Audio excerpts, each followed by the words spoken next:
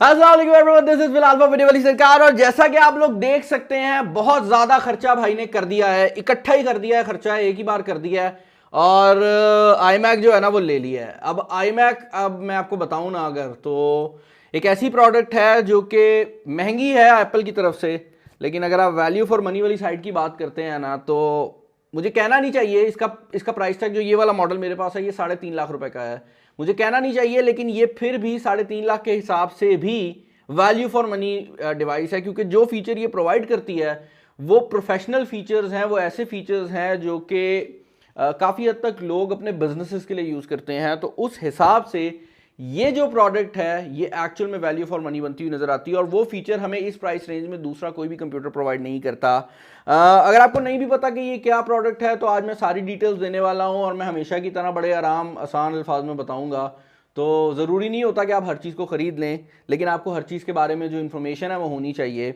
हमने नोकिया की वीडियो में बाय द वे लाइक्स का टारगेट उखाड़ के बाहर फेंक दिया था, तो इस पे बहुत पैसे लगे हैं यार। अगर लाइक्स हम कर देना नोकिया वाले सीन में, बेसिकली नोकिया में हमने ये किया था कि जितने व्यूज़ थे हमने कहा था उतने लाइक्स होने चाहिए। तो अगर आपको इस तरह की यूनिक कंटेंट पसंद है जहां पर हम इतने महंगे प्रोडक्ट्स लेकर आते हैं, तो प्लीज़ एक लाइक कर दो, उससे ना मोटिवेशन मिल जाती है। ओके भाई, तो अगर आप इसके प्राइस टैग की बात करते हैं तो इसका जो सबसे लोअर वेरिएंट आता है वो 7 कोर M1 चिप के साथ आता है। मैं वैसे पूरी डिटेल देने वाला हूँ कि M1 चिप क्या है।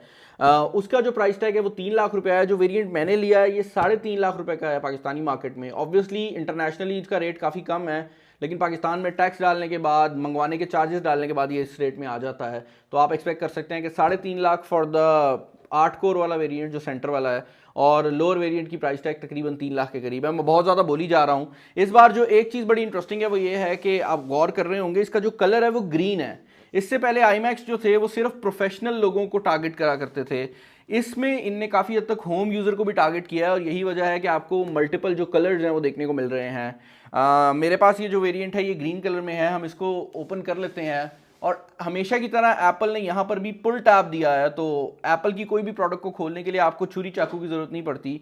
मेरी टीम ने यहाँ रखा हुआ है, लेकिन हम इसको यूज़ नहीं करेंगे। आप सिर्फ ये पुल टैब यूज़ कर सकते हैं, और मैं चुप कर जाऊँगा। यार जो इसको खोलने का मज़ा है ना, जब आपको पता हो गया आपका 3.5 लाख रुपया मतलब लग चुका है, पता नहीं मज़ा है या वैसे बंदे को होता है। खैर, इसको ओपन कर लेते हैं। जनरली iMac स्टैंडिंग पोजीशन में ओपन होते थे, इसका मैंने सुना है कि इसको लिटा के ओपन करना पड़ना है, तो हम इसको लिटा लेते हैं। होपफुली कैमरा फ्रेम में पूरा ये आ रहा होगा। ओके, बॉक्स जो है वो कुछ इस तरह करके ओपन हो जाता है।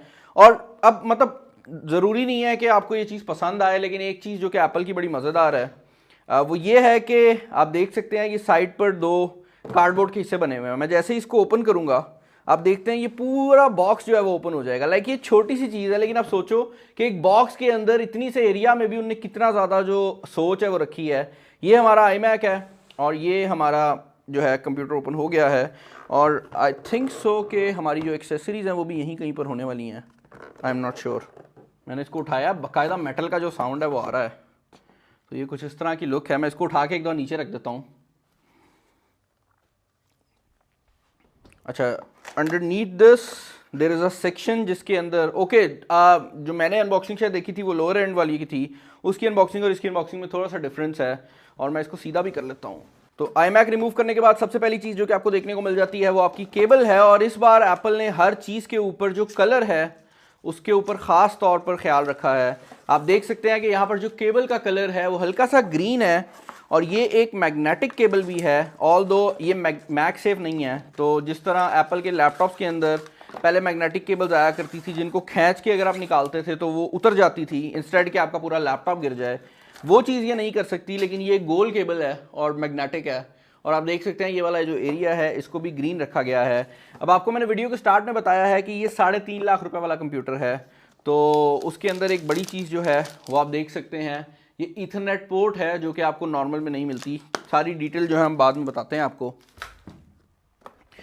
इसके अलावा आपको designed bye apple in California मिलता है। देखते हैं, ओ भाई जान, ग्रीन स्टिकर भी मिल रहा है आपको।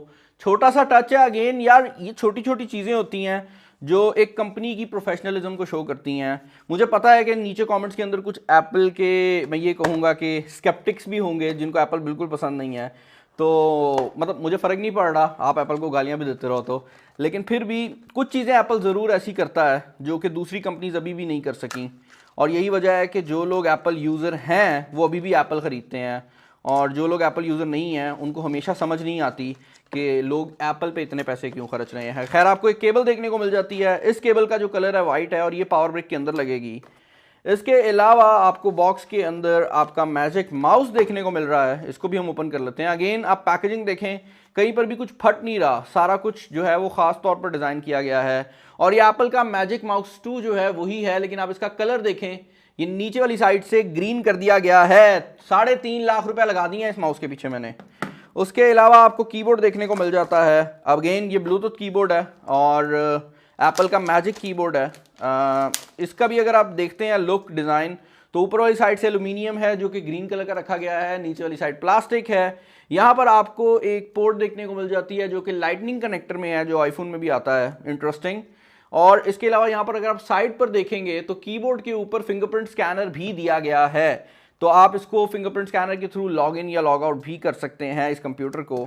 और इसके अलावा फाइनली आपको एक केबल देखने को मिल जाती है जो कि एप्पल की ब्रेडेड केबल है, लाइटनिंग वाली, और इसको भी हम निकाल लेते हैं। लाइटनिंग केबल है ब्रेडेड वाली। तो अब करता मैं ये हूं कि मैं जल्दी से इसको सेटअप कर लेता हूं और उसके बाद मिलते हैं। ओके भाई, इससे पहले कि मैं इसको सेटअप करके दिखाऊं, मैंने कहा इसका जो रैपर है उसको भी हम रिमूव कर लेते हैं। और अगेन ये भी पुल टैब्स हैं जो कि आपको दोनों साइडों पे मिलते हैं, और इसको भी मैं रिमूव कर लूंगा। मैं चुप कर जाता हूँ।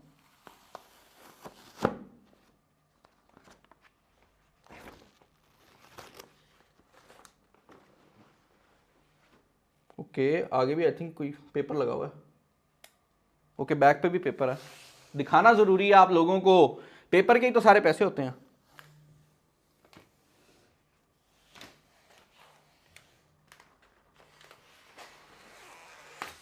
ओ भाईजान, यकीन करें बहुत मजा आ रहा है। फ्रंट वाला भी उतार लेते हैं।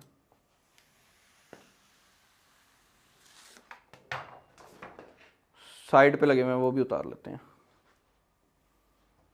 ओहो, ये इतना हल्का है, आप देख रहे हैं।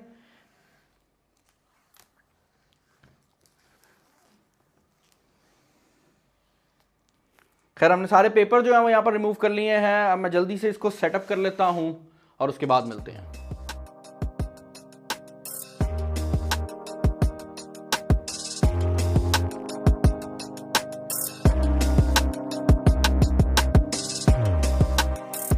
ओके भाई, तो फाइनली हमने अपना iMac जो है ये सेटअप कर लिया है। और इससे पहले कि मैं इसकी डिटेल्स आपको बताऊं, मैं आपको आज के स्पॉन्सर्स के बारे में बताना चाहूंगा जो कि YouTube मोबाइल फोन्स वाले हैं। आप iMac अगर लेना चाहते हैं, आप डेफिनेटली उनको कांटेक्ट कर सकते हैं, उनके पास ये भी अवेलेबल है। और मैं यहाँ पर उनका नंबर डाल दूंगा। इनकी कचहरी बाजार में फैसलाबाद में शॉप है, तो आप उनको डेफिनेटली चेकआउट कर सकते हैं और आपको चीज़ें जो हैं वो काफ़ी अच्छी देखने को मिल जाएंगी। हैविंग सेड दैट, अब इस प्रोडक्ट की तरफ आते हैं। और मैं कोशिश कर रहा हूं कि ये जो अनबॉक्सिंग वीडियो है थोड़ी रिव्यू-विश टाइप की हो जाए। ऑब्वियसली मैंने इसको उतना टाइम यूज़ नहीं किया, तो इसको रिव्यू मत कंसिडर करिएगा, लेकिन मैं आपको अपने फर्स्ट इंप्रेशंस बता रहा हूं। और मुझे इसके बारे में बहुत ज़्यादा डिटेल्स पता है क्योंकि मेरे काफ़ी दोस्तों के पास ये मौजूद है, तो मैं आपको उस हिसाब से इसकी जो डिटेल्स हैं मैं प्रोवाइड करने वाला हूँ। सबसे पहली चीज़ जो कि डिस्कस करना चाहूँगा वो इसका डिज़ाइन है। डिज़ाइन वाली साइड से इसके कुछ हिस्से पुराने iMac से बहुत ज़्यादा मिलते जुलते हैं और कुछ हिस्सों में ये बिल्कुल नया है। फॉर एग्जांपल, अगर आप फ्रंट साइड की बात करते हैं तो ये जो सामने की तरफ इतना बड़ा आपको चिन्ह नज़र आ रहा है, ये iMacs के अंदर काफ़ी हद तक उनकी पहचान है, जिसकी वजह से ये चिन्ह यहाँ पर मौजूद है।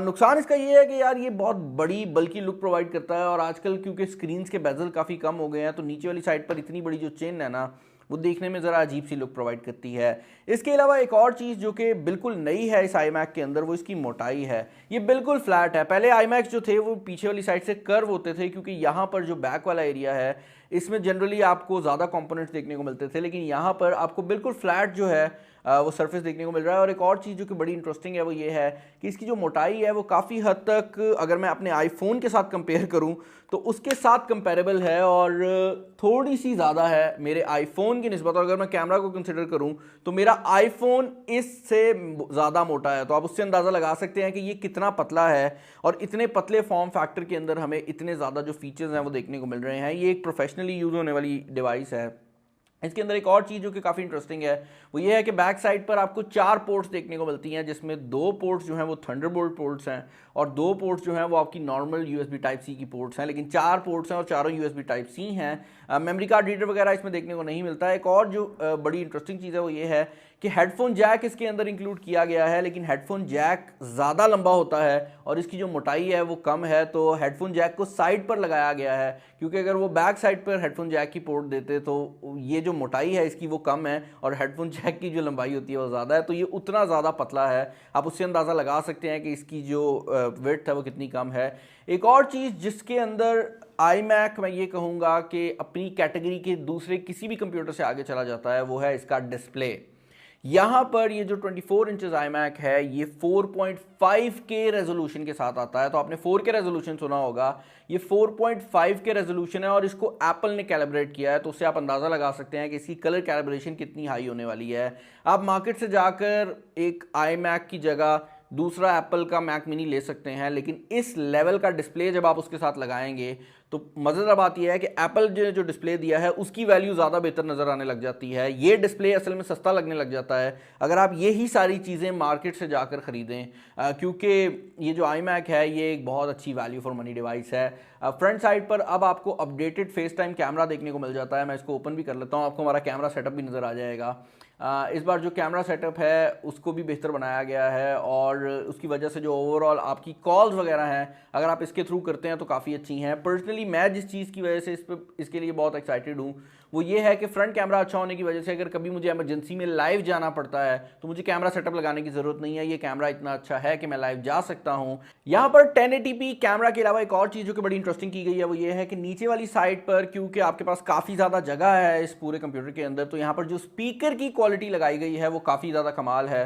मैं कोशिश करता हूँ कि आपको यहाँ पर यूट्यूब की कोई प्लेलिस्ट जो है वो प्ले करके दिखा दूँ ताकि आपको उससे अंदाज़ा हो जाए कि इसके जो स्पीकर सेटअप है वो कैसा है और आपको किस तरह का जो साउंड है वो मिल सकता है। और हम इसको प्ले करते हैं।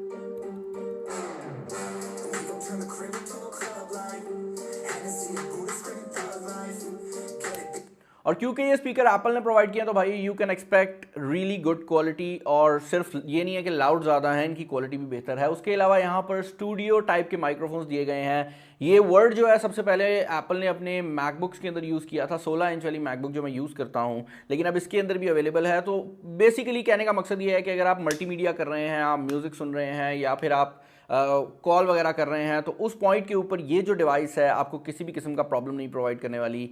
इसके अंदर उस साइड को मुकम्मल तौर पर कवर किया गया है। अब इंटरनल्स की अगर आप बात करते हैं तो जो वेरिएंट मैंने लिया है ये इसका बिल्कुल सेंटर वाला वेरिएंट बन जाता है। इससे नीचे एक वेरिएंट है, इससे ऊपर एक वेरिएंट है। ये जो वेरिएंट है ये $1500 में आता है और ये एप्पल खुद प्रोवाइड करता है, लेकिन इसको मैंने बिल्कुल कस्टमाइज़ नहीं किया। इसके अंदर जो आपको नॉर्मल सबसे लोअर वेरिएंट से ऊपर चीज़ें मिलती हैं उनमें एक तो ये है कि इसके कीबोर्ड के ऊपर टच आईडी अवेलेबल है। तो ये नॉर्मल मैजिक कीबोर्ड है जो पहले भी आता था, लेकिन इसके ऊपर अब टच आईडी की सपोर्ट अवेलेबल है। तो आपको वही जो एप्पल के मोबाइल फ़ोन्स में टच बटन हुआ करता था जिसके थ्रू आप फिंगरप्रिंट यूज़ करते थे वो यहाँ पर अवेलेबल है।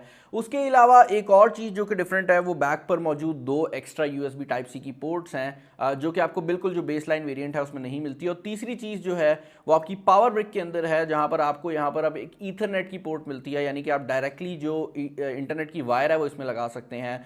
ये ख़ास तौर पर उन लोगों के लिए हेल्पफुल है जो कि 10 गीगाबिट्स वाली साइट पर जाते हैं, क्योंकि उस पॉइंट के ऊपर आपको वायर लगानी ज़रूरी हो जाती है। जो वाईफाई है वो उतनी ज़्यादा अच्छी तरह से परफॉर्म नहीं करती।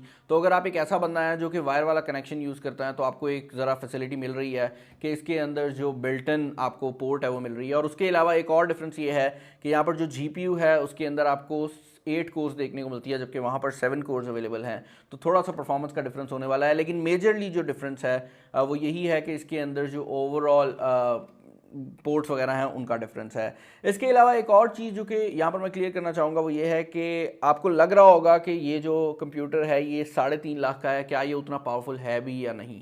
अगर आपने मेरी इससे पहले M1 के रिलेटेड कोई भी वीडियो देखी हो तो मैं आपको बताना चाहूँगा कि ये जो कंप्यूटर है इसके अंदर जो प्रोसेसर लगा हुआ है आप समझ सकते हैं कि वो वही प्रोसेसर है जो कि इस मोबाइल फ़ोन में लगा हुआ है, बस उसकी थोड़ी सी बेहतर फॉर्म है। तो हमें जो कंप्यूटर्स के अंदर इससे पहले प्रोसेसर मिलते थे वो इंटेल या AMD बनाती हैं और उनका आर्किटेक्चर बिल्कुल डिफरेंट है। मोबाइल फ़ोन्स के अंदर आने वाले प्रोसेसर बिल्कुल डिफरेंट आर्किटेक्चर पे आते हैं। इसके अंदर जो प्रोसेसर लगा हुआ है वो वही आर्किटेक्चर लेकर आया है जो ARM का आर्किटेक्चर जनरली मोबाइल या टैबलेट में आता है।